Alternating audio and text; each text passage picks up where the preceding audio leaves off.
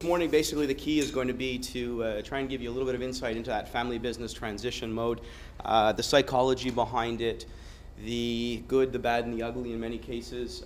And I think that the period that we've been through over the last few years, in terms of what appears to be eons now, in terms of the recession and the negativity that's surrounded, I think has put a lot of people's plans on hold from retirement. It's also had a lot of people slow down their process of transitioning family businesses, either to move on to the next generation or to outright sale, just because the reality is the value of the company is not nearly as high as they think it is. And I'll use the key "think it is" because when it comes time to either transition or sell a family business, there's a massive gap. There's a reality between what the entrepreneur thinks his business is worth and what the actual business may be worth on the open market. So there's a whole head games, I guess, that have to be played.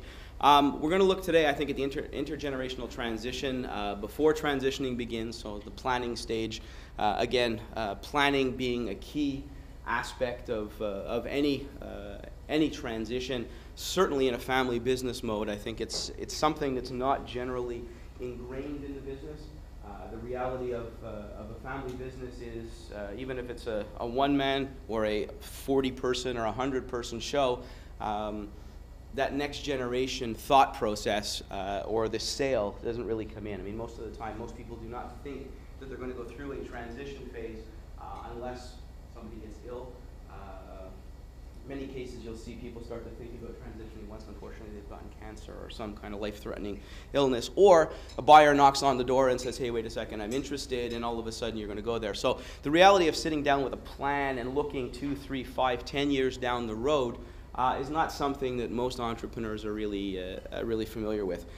We'll go through the actual transition itself, what that means to the individual, to the business, and we'll look at the post-transition. The reality is, for most entrepreneurs, there is probably, am I driving the cameraman crazy back there by spinning around and moving? No, okay, good. The reality is that post-transition for an entrepreneur is a massive, massive change of lifestyle. Usually on most deals, there will be a 24-month window afterwards where the individual will stay on. If it's a family business, he'll probably stay on longer than that unless the kids kick him out until he gets his money. But he or she has to do something with their life afterwards. And I think that creates a massive change in thought process. And then, of course, what happens if there is no family transfer the business too? Basically, you go through the same steps, the same process. It doesn't get any easier, unfortunately. As I'm sure you're all aware, that business transition has become one of the biggest issues. We're probably sitting on the largest wealth transfer in the history of our business world, and how that's going to take place. Again, I could have had this exact same slide, exact same discussion 3 or 4 years ago. Difference being, I'm not sure as many things have happened in the last few years.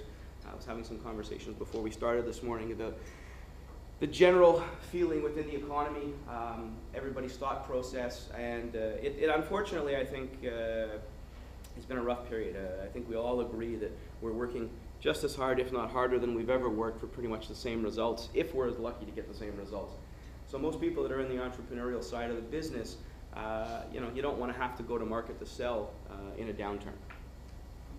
Okay, I'm sure you can pick up just about anything and everything and find something on a business transition and how things are moving along.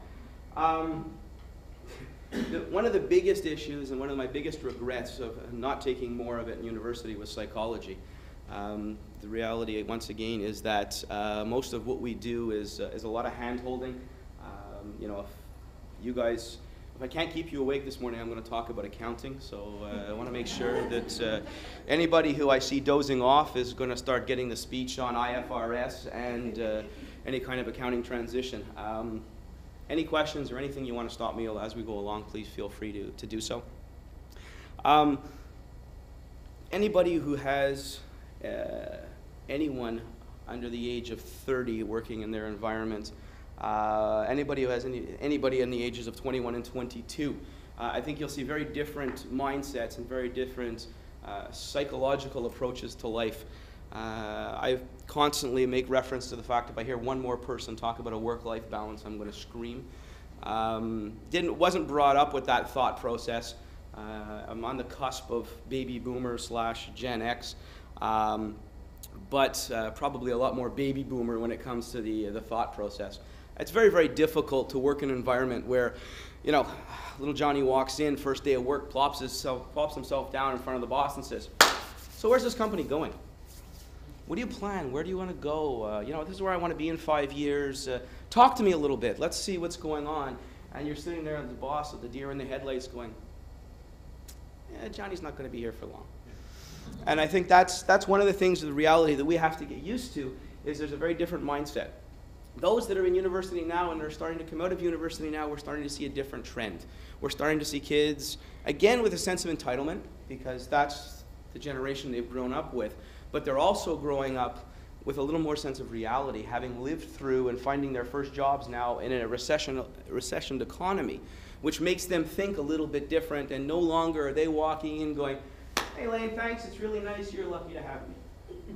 I'm here to work for you, and you'll listen to what I want to do." So all of a sudden, there's a very different thought process that comes in. So take that mentality and throw it into a family business transition where, in a lot of cases, the parents may be first or second generation immigrants who have worked very, very hard, who have built up a business, who have sacrificed their life to go 7 days a week, and all of a sudden the next generation's coming in going, "Whoa, I saw mom and dad work 14 hours a day, 7 days a week. They fought with each other, they hated each other, they loved each other, it was nonstop, and now all of a sudden I'm going to get into there, well, I'm not going to make the same mistakes that they did. So I want to balance my life with my friends, and I want to be able to kick out at 4 o'clock on Friday to go to the barbecue and have a few beers, and if I wake up Saturday morning I'm hungover, I won't go to work." You know, so you've got to figure all of that into the exercise. A lot of other things, too, to figure in a transition is whether you're transitioning a product in a sale of a business or whether you're transitioning a service on the knowledge base of an individual. A lot easier to turn around and say, "Okay, you know what? We've manufactured these. We've been doing this for 30 years. Now I want to sell. I can sell the manufacturing process. I can sell the whole exercise. I can sell the equipment.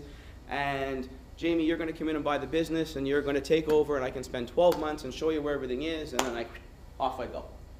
Okay? Or if I'm transitioning it down to the next generation, they've come up under the same exercise knowing that the manufacturing process is there. Different scenario when I'm dealing with an individual who has knowledge in their head. Okay? It may still be a very large organization, but the relationships, the networks, the knowledge, the expertise, all lying within that one individual, make it a much more difficult transition at the end of the day. It means that the day that we sell, the individual still has to stay on, is still an integral part of the organization, and unfortunately may make that post-transition phase, whether it's next generation or not, a very complicated and cumbersome process, because the individuals may turn around that have bought the business, not be able to work in at the same speed, not be able to grasp the same process, not be able to network the same way, and all of a sudden now leave them victim to the founder. And there's never a real clear transition spot. There's never a real breakaway period.